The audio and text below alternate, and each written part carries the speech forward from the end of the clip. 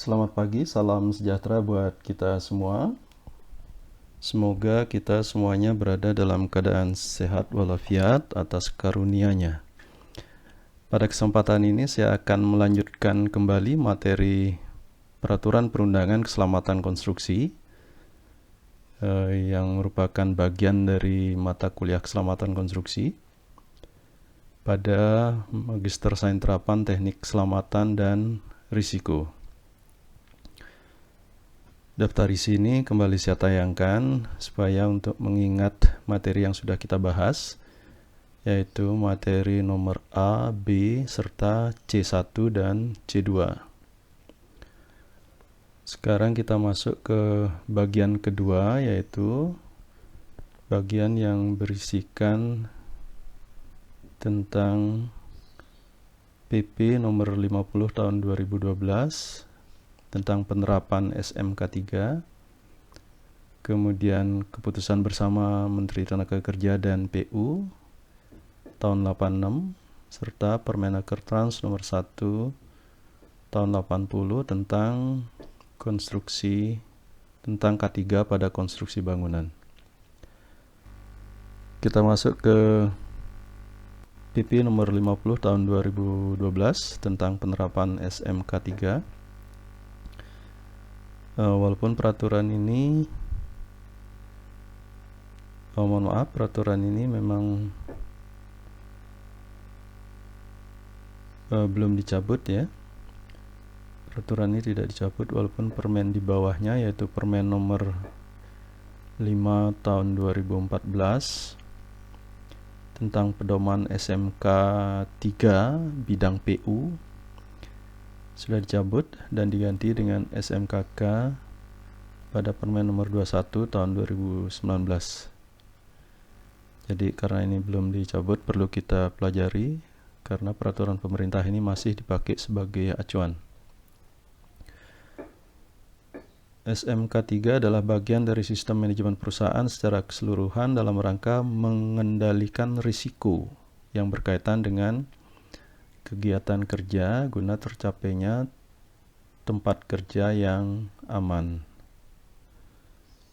Jadi sasaran SMK 3 adalah pengendalian risiko dan tujuannya adalah tempat kerja yang aman. SMK 3 itu meliputi kebijakan, perencanaan, pelaksanaan, serta monitoring dan evaluasi K3. Dan satu lagi, berisi peninjauan dan peningkatan kinerja SMK 3. Penetapan kebijakan K3 itu harus memperhatikan tinjauan awal kondisi K3 atau evaluasi diri, kemudian peningkatan indikator kinerja, dan masukan dari pekerja. Nah, tinjauan awal itu meliputi identifikasi bahaya, penilaian risiko, dan pengendalian risiko. Kemudian perbandingan penerapan K3 dengan perusahaan lain. Terus ada analisa sebab akibat.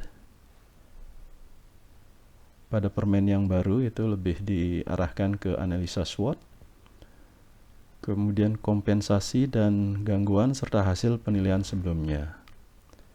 Dan terakhir adalah penilaian SDM.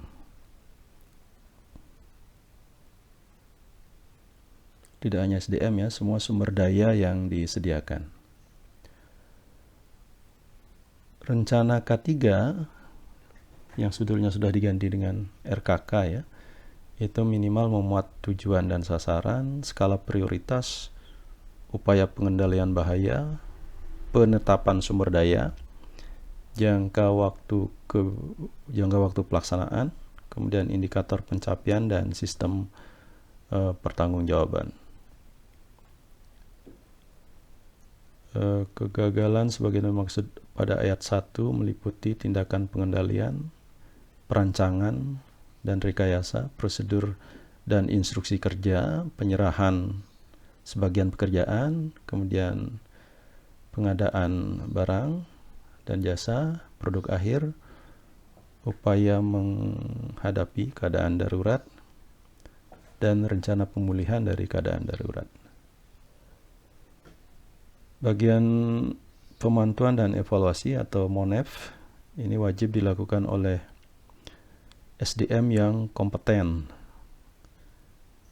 Kalau tidak memiliki SDM, bisa dilakukan oleh pihak lain. MONEV dilakukan melalui pemeriksaan, pengujian, pengukuran, dan audit internal SMK 3. Peninjauan SMK 3 dilakukan melalui peninjauan terhadap kebijakan, perencanaan, pelaksanaan, dan MONEV K3 untuk menjamin kesesuaian dan efektivitas penerapan SMK 3. Hasil peninjauan nanti digunakan untuk melakukan perbaikan dan peningkatan kinerja. Kita lanjut ke keputusan bersama Menteri Tenaga Kerja dan Menteri PU tahun 86. Nah, ini sebagai tindak lanjut dari Permenaker nomor 1 tahun 80 tentang K3 pada konstruksi bangunan. Maka kedua kementerian mengeluarkan keputusan bersama untuk menetapkan buku pedoman pelaksanaan K3 pada tempat kegiatan konstruksi yang terutamanya memuat syarat-syarat K3 yang wajib dipenuhi. Pasal 3 sampai dengan pasal 5 itu berisi tentang pembagian kewenangan, di mana pada pasal 3 disebutkan bahwa yang berwenang memberikan sanksi administratif terhadap pelanggaran atas buku pedoman tersebut adalah Menteri PU. Sedangkan pembinaan dilakukan secara bersama-sama sesuai dengan pasal 4. Kalau Menteri PU berwenang memberikan sanksi, maka di pihak lain Menteri Tenaga Kerja memiliki kewenangan untuk menunjuk ahli K3 di lingkungan PU. Nah, itu tadi sedikit tentang keputusan bersama Menteri. Selanjutnya kita bahas Permenaker Trans nomor 1 tahun 80 tentang K3 pada bidang konstruksi bangunan. Kita perhatikan bahwa produk peraturan yang spesifik mengenai konstruksi bangunan itu dikeluarkan dari Menaker, sedangkan produk Menteri PU itu bersifat umum atau konstruksi bidang PU.